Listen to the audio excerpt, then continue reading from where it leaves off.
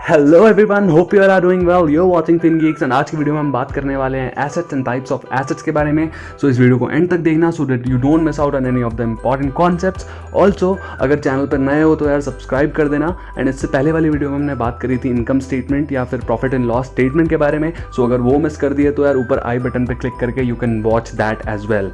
सो आज की video start करते हैं। Let's begin with the video. So let's see what are assets. So assets are basically resources owned by a company and are used to generate future economic benefits. तो assets कोई भी वो resources जो company own करती है जो उसे help करते हैं इन generation of future economic benefits, या आप कह सकते हो फ्यूचर इनकम या फ्यूचर कैश इनफ्लो जनरेट करने में हेल्प करती है, वो रिसोर्सेज कंपनी के एसेट्स कहलाते हैं। ठीक है, अब हम बात करेंगे टाइप्स ऑफ एसेट्स की। सो बेसिकली एसेट्स दो टाइप के होते हैं। Number one is non current assets. Non current assets को हम लॉन्ग टर्म एसेट्स भी बोलते हैं। नॉन करेंट एसेट्स वो एसेट्स होते हैं जो कंपनी के लिए इकोनॉमिक बेनिफिट्स जनरेट करते हैं फॉर मोर देन 1 ईयर। ठीक है, फॉर एग्जाम्पल अगर हमने कोई प्रॉपर्टी ली है, कोई हमारे पास मशीनरी है। Second is current assets. Current assets वो एसेट्स होते हैं जो हमें इकोनॉमिक बेनिफिट्स जनरेट करके देते हैं फॉर लेस देन 1 ईयर। मतलब 1 साल के अंदर अंदर में वो कंज्यूम हो जाते हैं, वो एक्सपायर हो जाते हैं, ख़त्म हो जाते हैं। ठीक है, अब हम डिटेल में देखेंगे कि नॉन करंट एसेट्स में क्या क्या आता है एंड करंट एसेट्स में क्या क्या आता है। तो यार अब देखते हैं हम नॉन करंट एसेट्स क्या क्या होते हैं। तो नॉन करंट में सबसे पहले आता है फिक्स्ड एसेट। तो फिक्स्ड एसेट के भी कुछ टाइप्स होते हैं, वो देखते हैं। Number one is tangible asset. Tangible assets में वो सारे एसेट्स आते हैं जो आप टच कर सकते हो, देख सकते हो, फील कर सकते हो। For example plant, property, equipment, कोई भी मशीनरी हो गई। ठीक है, these are the tangible assets for the company. Intangible assets में वो एसेट्स होते हैं जो आप देख नहीं सकते, बट वो एसेट्स हैं जो इकोनॉमिक बेनिफिट प्रोवाइड करवाते हैं। For example brand value of the company, goodwill जिसे कहते हैं। ठीक है, पेटेंट्स हो गया, कॉपीराइट हो गया। ठीक है, ये सब भी एक कंपनी को इकोनॉमिक बेनिफिट प्रोवाइड करवाते हैं, इसलिए ये भी इंटेंजिबल एसेट्स हैं। Capital work in progress. So capital work in progress, suppose कोई बिल्डिंग है, ठीक है, अभी वो अंडर कंस्ट्रक्शन चल रही है, बट वो लेटर फ्यूचर में जब कंस्ट्रक्शन पूरा हो जाएगा तो वो आपके फिक्स एसेट में ऐड हो जाएगी, तो वो बिल्डिंग को कैपिटल वर्क इन प्रोग्रेस में चल रहा है। ठीक है, intangible asset under development, suppose आपने पेटेंट्स के लिए पेटेंट फाइल कर रखा है, ठीक है, तो वो भी इंटेंजिबल एसेट अंडर डेवलपमेंट है। अब आएगा non current investment. Non current investment मतलब लॉन्ग टर्म इन्वेस्टमेंट कर रखी है आपने, अगर किसी स्टॉक में, किसी बॉन्ड में, किसी कंपनी में, ठीक है, किसी रियल एस्टेट में लॉन्ग टर्म पर्पस के लिए इन्वेस्टमेंट कर रखी है, तो वो नॉन करंट इन्वेस्टमेंट है। फिर आता है डेफर्ड टैक्स एसेट। तो डेफर्ड टैक्स एसेट वैसे एक बहुत डिटेल कॉन्सेप्ट है, बट फिर भी एक ओवरव्यू दे देता हूँ। Deferred tax asset basically arise होता है क्योंकि there is a difference between accounting rules and taxation rules.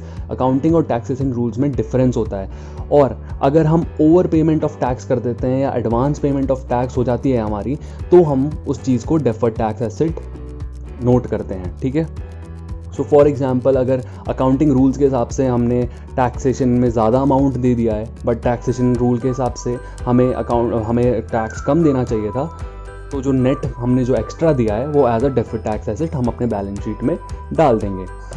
Next आता है हमारा long term loans and advances. अगर हमने किसी को लॉन्ग टर्म के लिए लोन प्रोवाइड कराया हुआ है या लॉन्ग टर्म एडवांसेस दिए हुए हैं, तो हम वो long term loans and advances में आ जाएगा हमारा नॉन करंट एसेट के तौर पे। ठीक है, तो सपोज आपने किसी को 5 लाख रुपए सपोज लॉन्ग टर्म के लिए दे रखे हैं, 5 साल के लिए दे रखे हैं, तो as a long term loan हो गया, तो आपने दिया हुआ है वो किसी को। ठीक है, तो वो as a long term loan and advances non current asset में आ गया हमारा।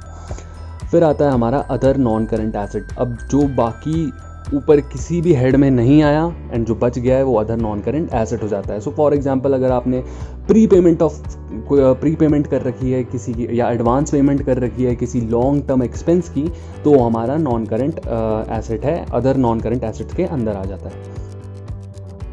नाउ हम देखेंगे करंट एसेट्स क्या होता है। ठीक है, तो करंट एसेट में सबसे पहले आता है करंट इन्वेस्टमेंट। करंट इन्वेस्टमेंट मतलब हमने शॉर्ट टर्म इन्वेस्टमेंट कर रखा है किसी भी स्टॉक में, किसी भी बॉन्ड में, किसी भी अदर सिक्योरिटीज़ में, फाइनेंशियल सिक्योरिटीज़ में, या किसी भी चीज़ में हमने शॉर्ट टर्म के लिए इन्वेस्ट कर रखा है, तो वो करंट इन्वेस्टमेंट कहते हैं। नेक्स्ट होता है हमारा इन्वेंट्रीज। इन्वेंट्रीज मतलब जो हमने स्टॉक रखा हुआ है रॉ मटेरियल का या किसी भी चीज़ का, वो हमारे इन्वेंट्रीज में आता है। ठीक है, क्योंकि वो विद इन 1 ईयर 1 साल के अंदर अंदर वो फिनिश्ड गुड में कन्वर्ट हो जाता है, इसलिए इन्वेंट्रीज करंट एसेट का पार्ट होती हैं। फिर आता है ट्रेड रिसीवेबल। अब ट्रेड रिसीवेबल मतलब क्या होता है कि सपोज़ तुमने माल बेच दिया है किसी को, बट उससे अभी पैसा नहीं लिया है, ठीक है, तो तुमने अभी उधार पे दे दिया है माल, बट अभी पैसा लेना बाकी है, तो वो ट्रेड रिसीवेबल भी करंट एसेट का पार्ट है, क्योंकि वो विदिन 1 ईयर पैसा तुम्हारा आ जाता है। फिर आता है हमारा cash and cash equivalent. Cash and cash equivalent में यार चीज़ें आती हैं जो कैश एट हैंड है तुम्हारा, कैश एट बैंक है, या तो तुम्हारे मार्केटेबल सिक्योरिटीज़ हैं, या हाईली लिक्विड जो चीज़ें होती हैं वो हमारे करंट एसेट का पार्ट होती हैं, ठीक है।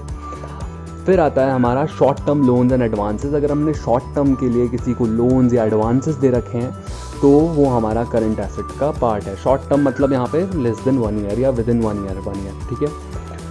बाकी जो भी चीज़ें बच जाती हैं वो हम अदर करंट एसेट्स में नोट डाउन कर लेते हैं। फॉर एग्जांपल हमने कोई प्रीपेड एक्सपेंस दे दिया है, ठीक है, शॉर्ट टर्म का कोई एक्सपेंस था, प्रीपे कर दिया है हमने वो। फॉर एग्जांपल हमने अपना इंश्योरेंस अमाउंट, प्रीपेड इंश्योरेंस दे दिया है हमने, ठीक है। ऐसे ही कोई मंथली EMI थी तुम्हारी तो तुमने प्रीपे कर दिया है तो वो अदर करंट एसेट्स में आ जाती है, ठीक है। So guys that was it from my side. आज की वीडियो के लिए इतना ही था। होपफुली आपको समझ आया होगा कि what are assets, current assets और नॉन करंट एसेट्स का डिफरेंस समझ आ गया होगा। So if this video was informative for you तो give us a like, share your valuable feedbacks in the comment section. Also, if you're new to the channel, consider subscribing to our channel for more such updates.